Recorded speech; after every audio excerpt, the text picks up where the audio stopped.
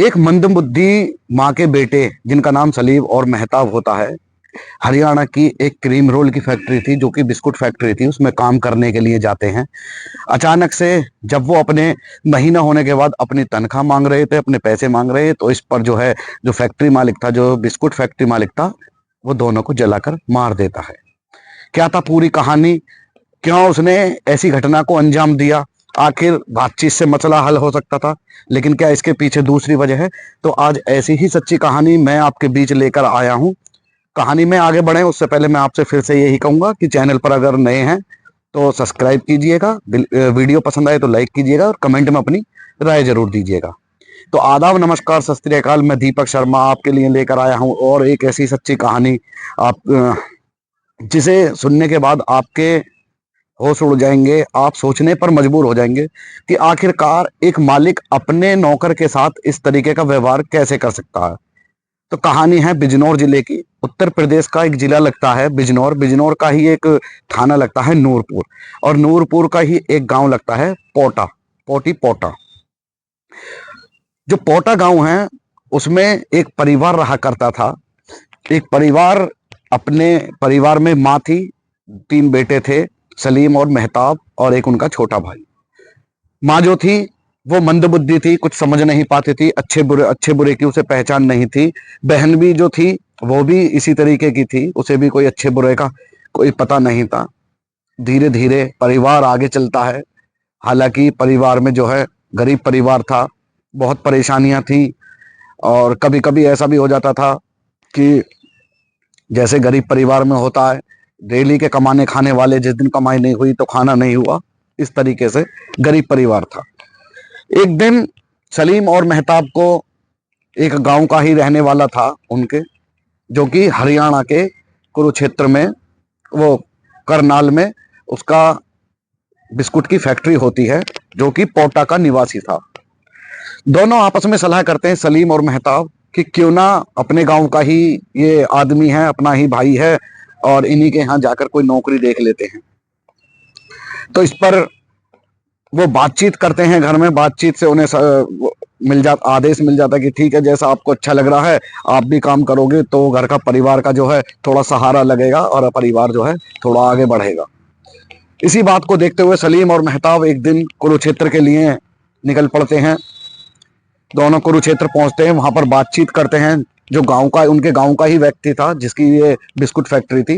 Biscuit factory में cream roll बना करते थे, जिसमें क्रीम रोल, आपको मैं बता दूं, एक बिस्कुट का रोल होता है जिसके अंदर क्रीम भरी जाती है, और खाने में, मैंने भी वो खाया है, खाने में बहुत ही स्वादिष्ट लगता है। तो क्रीम रोल बना करते थे। जब ये वहां पहुंच जाते हैं, लगभग 1 महीने के लगभग ये अपना काम करते हैं, वहां पर पूरी मेहनत से काम करते हैं।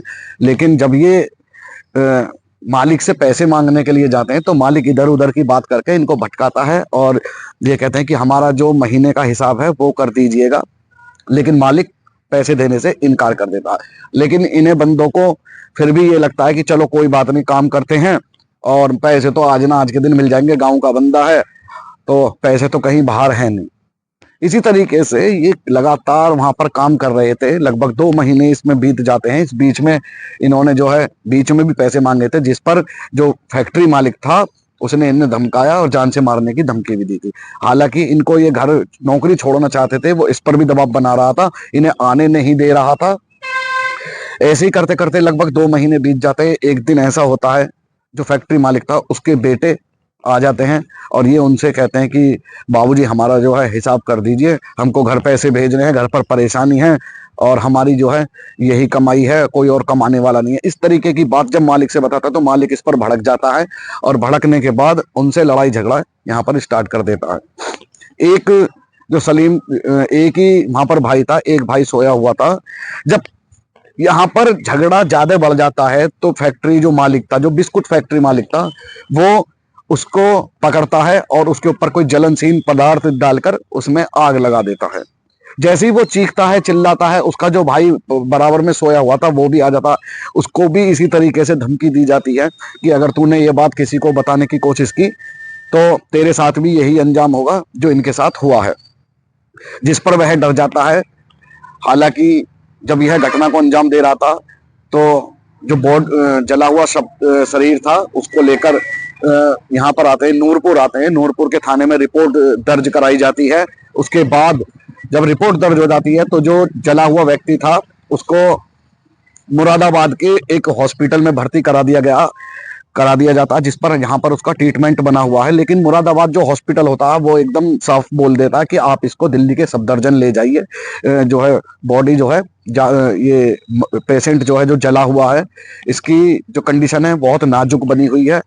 अब उसे दिल्ली ले जाने की बात आती है। इस बीच में जो फैक्ट्री मालिक था, फैक्ट्री मालिक और लोगों के थ्रू यहाँ पर जो है आपस में सब बनाना चाहता है, ये आपस में जो है ये बनाना चाहता है कि हमारा जो है फैसला हो जाए, जिस पर वह 1,70,000 रुपए देने का ये वादा करता है कि मैं 1,70,000 रुपए दे दूंगा। हालांकि जब जो मृतक जो जला हुआ व्यक्ति है जो कि